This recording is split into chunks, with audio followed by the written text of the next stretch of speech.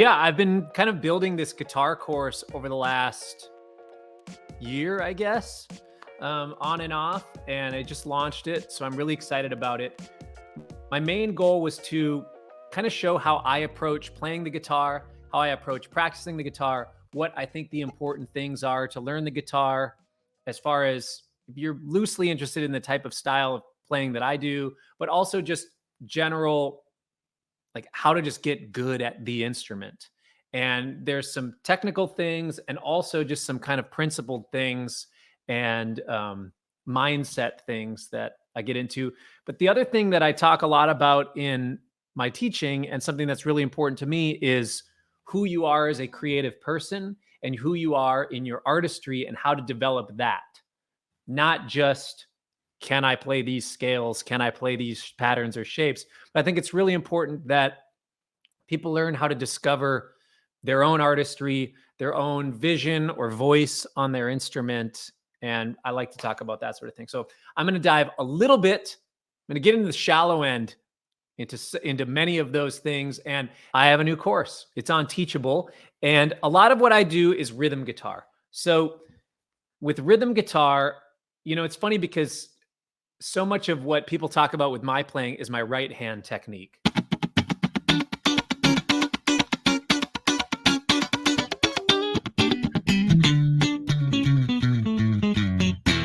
That sort of thing. But there's so much left hand that kind of makes the right hand do what it does. So I'm going to give you kind of a short version of kind of how I think about my hands, how I approach practicing with each hand, and just some examples of how I go about playing what I do. So the main principle of rhythm guitar that I think about a lot is having the right hand like a motor. This sort of thing. Alternate strokes. 1 E and a 2 E and a 3 E and a 4 E and a.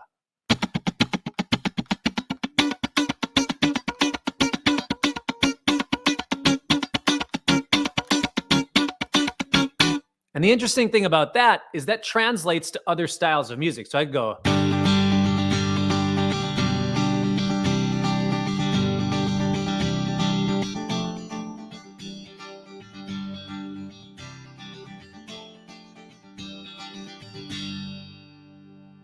And that same thing could alter to.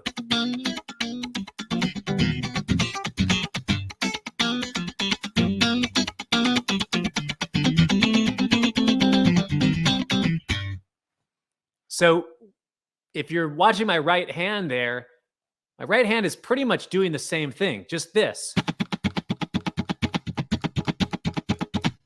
Now, of course, there's some little nuances of if I'm hitting the low strings, the middle, or the high, and then some accenting in there. But really, a lot of what is happening and a lot of what makes the groove feel the way that it does is in the left hand. So I'm going to talk about, just like I said, dive into the shallow end of this that I go really deep in the course. But on the right hand side of this sort of thing, learning to get your right hand motor going, to me, is just like step one. Learn to get the control and play in time. For me, I play a lot with drum machines or metronomes or great musicians, that sort of thing. But learning how to just play and place something exactly on the beat like this.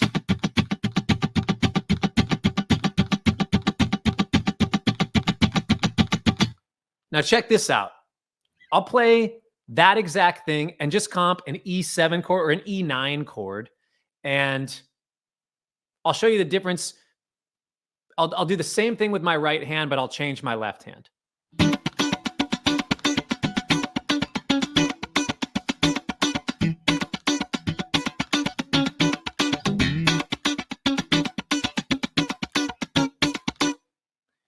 Now, check this out.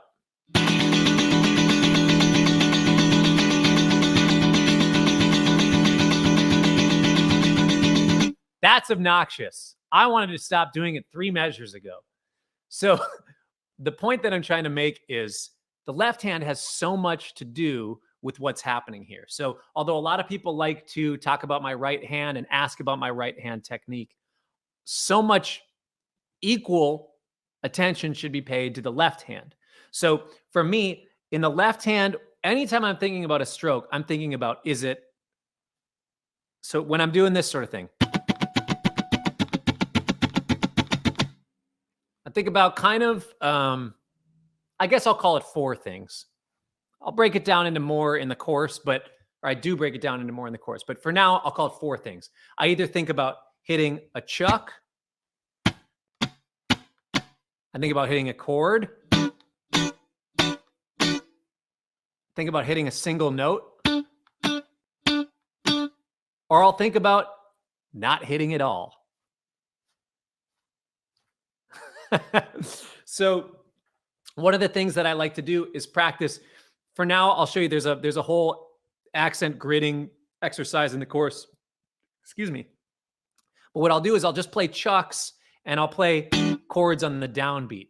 So that way I learn how to control my left hand. And for those of you that are watching that don't know the difference between a chuck and a chord, I'm just hitting, kind of lightly muting the strings. And then when I play the chord, I literally just press my fingers down to make the chord sound out. So on camera, it might look like I'm not changing anything, but if you look, I'm squeezing and then I'm letting go, squeezing, letting go, and squeezing. So I'm just going to squeeze on the downbeats of every measure.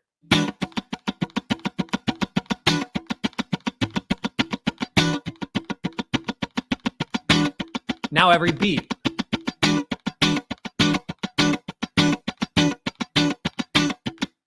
Now I'll do a squeeze. I'll play the chord on the and of every beat.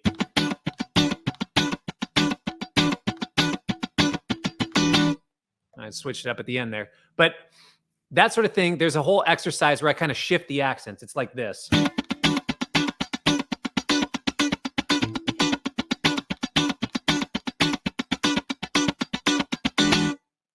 And I'm just learning to control the squeeze and learning to control what's happening with my left hand, but really just let this motor go. And I don't want to say brainlessly because I am concentrating on my timing and my execution, but really I'm just kind of letting this go into my subconscious. And I'm really then just starting to focus more on the left hand. So another thing to do that I'll practice is I'll play a chord, chucks, and then I'll do a single note line. So check this out. I'll just make something up now.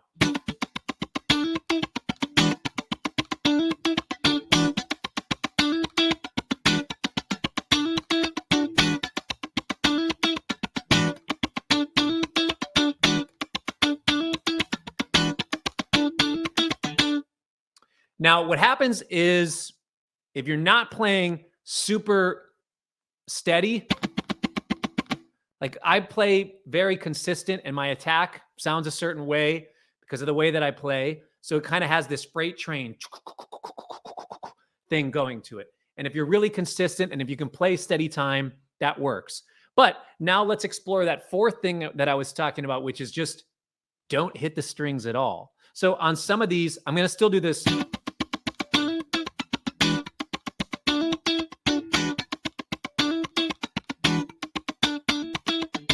Okay, that's the pattern-ish. I'll just sometimes not hit the strings, and I'll show you how it feels different.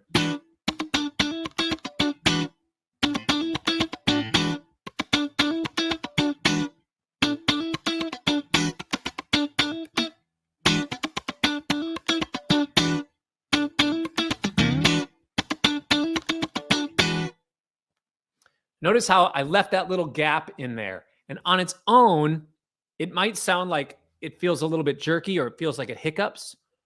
But what happens is in the context of a band, and hopefully many of you, most of you musicians are playing with others. If you're recording on things or if you're playing with other musicians, you sometimes need to leave space for them. Imagine that. And you hope that they leave space for you every once in a while too. But that's the thing for me that I'm always thinking about when I'm playing. So now we're going to get into mindset is, okay, I have these sort of rhythmic tools. If I'm just sitting on E7, I have my chucks, my chords, my single notes, and my rests. If I kind of decide that that's what I'm going to play, and I have the control when to hit those, how to hit those. I can keep my time steady. It actually allows me, once I have the full control physically over doing that, mentally, I can start to interact and pay more attention to what's happening around me. So if a bass player is playing something, starting to accent certain things, I can choose to go with them, or I can choose to do some sort of counter line. Either can be super fun. It's just what fits and what's maybe most appropriate for the moment. And if you're playing in a band where there's another band leader that's not you, then fall in line with what they're looking for. That's, to me, my approach. So check this out. I just have my own. Whenever I need to buy picks, I go to wong.com/picks. It's just this short URL that I made. It's Wong with 4 O's. Wong.com/picks. It's just like a short link that I made for these Dava picks. They are rubber gripped. The tip of them is, so it's basically just like a regular, when I say regular pick, I mean like the kind of classic Tall-Tex pick, right? It's just like that, shape-wise, but it's got a little bit more of a point to it. So I like it with a little more of a point. So I don't know if you can see. But because it's rubber, it actually, the flex is a little bit more like a medium, but the tip, the plastic is, or whatever it's made out of, it's heavy. So I like the medium for the bend to be able to really be able to kind of have some flex in there, but I like the attack and the push of a heavy. So before I give you examples, this is my preference. I know, like, Mark Lettieri is a good friend of mine. This is the pick that he used. This is one of his picks. It has his name on it. He used, it's like a heavy Dunlop Tall-Tex or something. I know some people that use like these Dunlop nylons, which I'll show you that one in a second. Some people use these big pick. I'll just show you, but you know, there's not necessarily, like, I used to take lessons from John Harrington, the guitar player in Steely Dan, and he used to use a Fender medium teardrop pick for anything that was strummy. And then he's the one that got me, this is his pick. He gave me this Dava. It's shaped like a Jazz 3 pick. We're getting deep into picks now. I can't believe we've gotten here. These is a Jazz 3. It's the same size. That's the like Dava Jazz 3 size. But I got hip. I accidentally ordered these bigger ones and fell in love with them. So John Harrington kind of got me hip to this. But he said he uses the Fender medium teardrop size for strumming and that sort of thing. And like when he's playing with Steely Dan, that sort of thing. But when he's playing lead, he uses the Jazz 3. I was just doing a thing with Larry Carlton, also who played with Steely Dan. He uses a Fender teardrop pick, but it's thicker.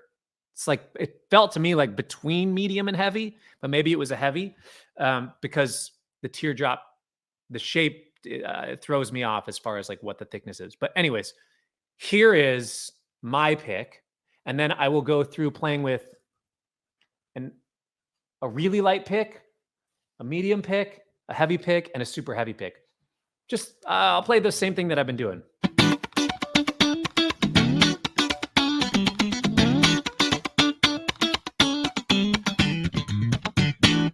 Okay, whatever. That's my pick. Here is a super light pick.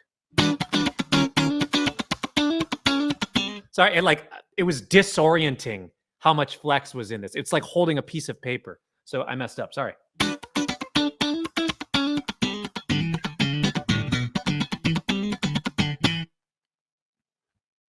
What you don't know is that I'm kind of overcompensating. I'm digging in a little bit more. I'm choking up. So maybe I'm not giving you the most fair example. Here's like a Dunlop medium, kind of light medium.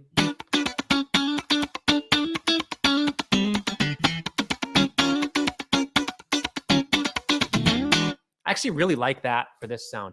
Here's a heavy pick. This is like what Mark Lettieri uses. Now, Mark sounds better using these picks because he has a different technique than I do. So my technique sounds to me better on this pick. Mark's technique definitely sounds great on this, but here's like a heavy pick.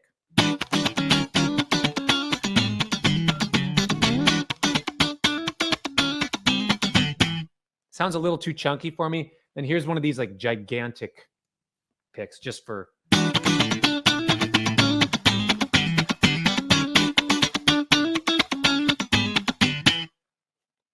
Also a little too chunky. Now I'll go back to what I use.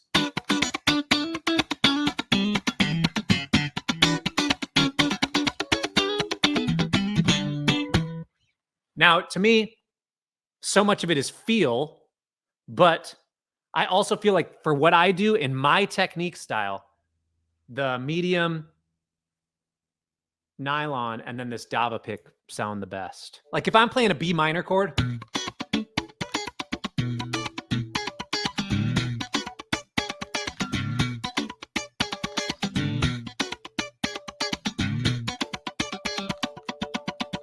I'm getting some of those harmonics in there, but I don't really care, right? Because those are part of the chord. But if I don't want those harmonics in there, what I'll do is I'll end up kind of just, so instead of leaving this finger here, sometimes I'll, see, listen for this. Listen for those. It sounds bad when I just stick on it, because it's kind of the passing thing.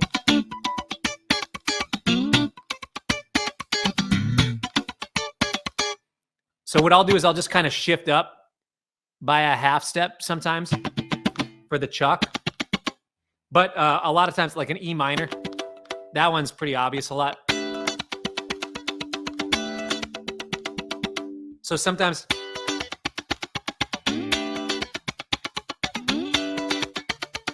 I'll just kind of move away a half step. So I'm not like, I am keeping the same chord shape. Like if you want to do an E minor 7, right? E minor 7 here. If I just stay right there, you're going to get a lot of the harmonics. As opposed to, so sometimes like right there, I'm putting my ring finger down.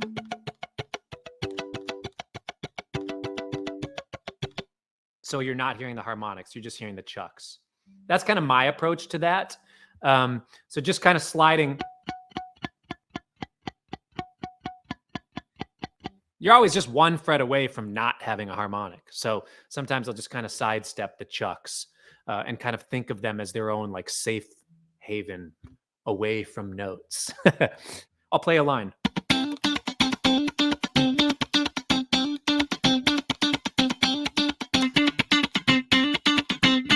Right?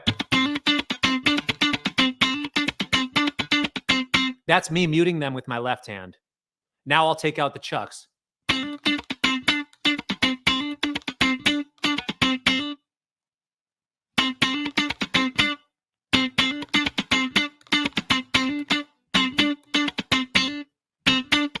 You know, so that's just me moving my hand away. I'm trying to be really obvious with it, but I'll try to make it so you can see a little better.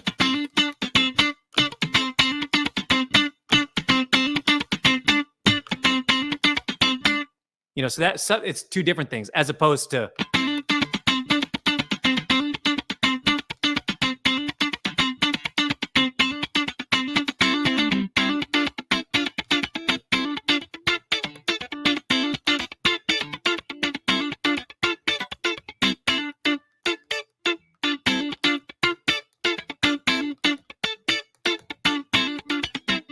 Now, there's two different things. There's time execution and there's time feel. And what I'm going to do is I'll give you halfway between the shallow and the deep end on this. I go in the deep end in my guitar course. What you're talking about is two different things, time execution and time feel. Actually, no, you're talking about time execution. I think there's time feel that should be considered. And then within each of those, there's mental awareness and there's physical execution. Okay, I'm going to break that down. Time execution is just like, are you able to play in time? Right? Time feel is, here's the time.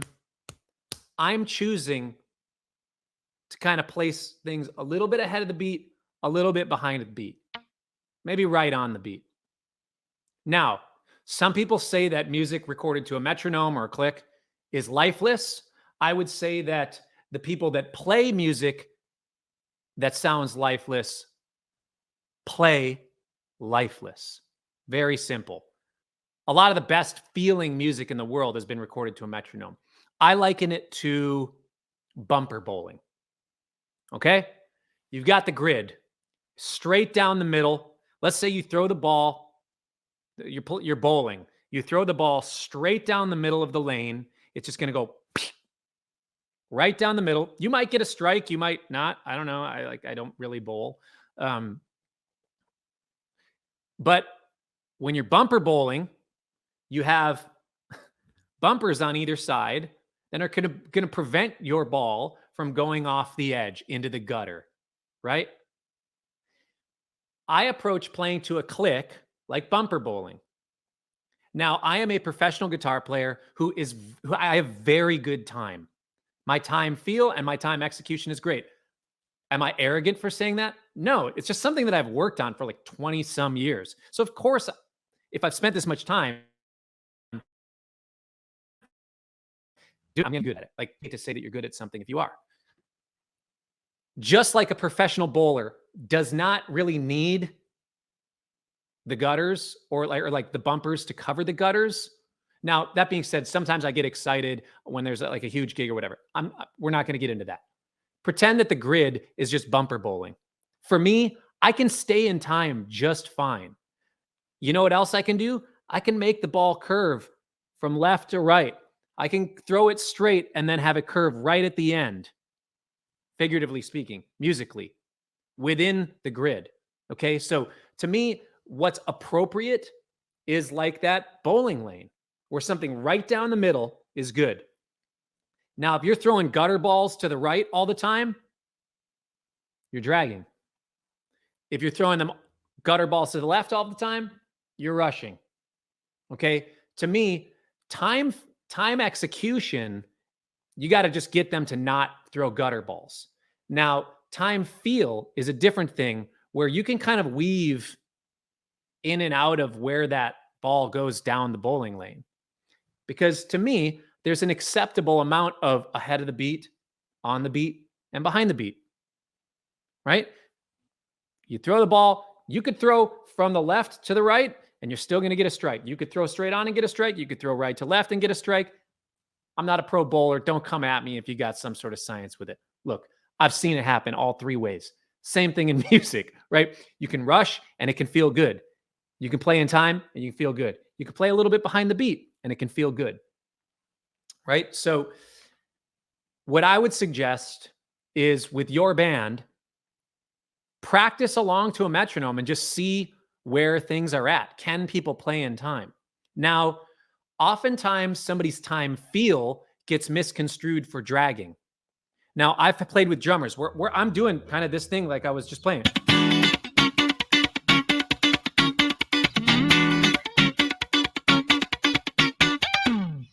If I'm playing that sort of thing and a drummer is kind of laying back the back beats, that just feels like dragging to me.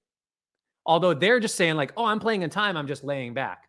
But to me, like I'm trying to be this freight train plowing forward right now with the time and with the rhythm. Now I'm not rushing. I'm playing in time, right on the time, and I'm trying to really so I approach things very metronomic, but my attack makes it feel aggressive and forward momentum. So even though the time is steady, all these other things contribute to it feeling like it has forward momentum. Because of that, if a drummer is laying back their snare too much, to me, the feel is completely off because no, why are you putting on the brakes? We're all trying to push forward right now. So sometimes what you have to consider is what's appropriate for a certain song. What are certain people's proclivities to the way they like things to feel? Or what their just internal time feel is in general. But I always like to say, there's certain music that should have if there's angsty punk rock music, it shouldn't, you shouldn't lay back. Like, it should feel like it's got some angst to it. If something feels like it just needs to be, I don't feel like it should nudge from that. Like, if it needs to feel like it's very straight down the middle, it should just all feel straight down the middle. Now, if you want something to feel like, oh, laid back, chilling, relaxed, you don't rush that. You got to kind of make the time feel reflect the emotion that you're trying to portray. So there's a lot that we could talk about in your question about your bandmates rushing or dragging. Also consider time feel. And now, if you're asking, how can you help your bandmates practice not rushing or dragging, or practice their time feel? Let's dive into that right now. The way that I think about it, like I was saying, is there's time execution, there's time feel. And within both of those things, I think there's mental awareness of them, and then there's execution of them.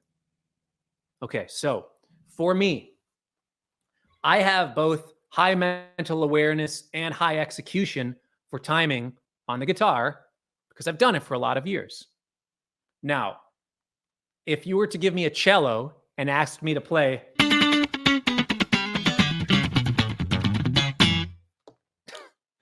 my mental awareness of the timing would still be the exact same, but my execution would struggle. The opposite is true for a lot of people where they have tons of technical facility. Maybe they sound like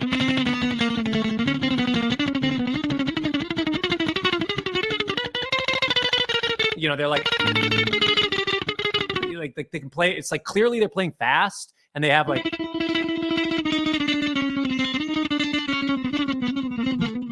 it's like you're playing fast, and I guess it's technically proficient, but it sounds sloppy and it's not really in time.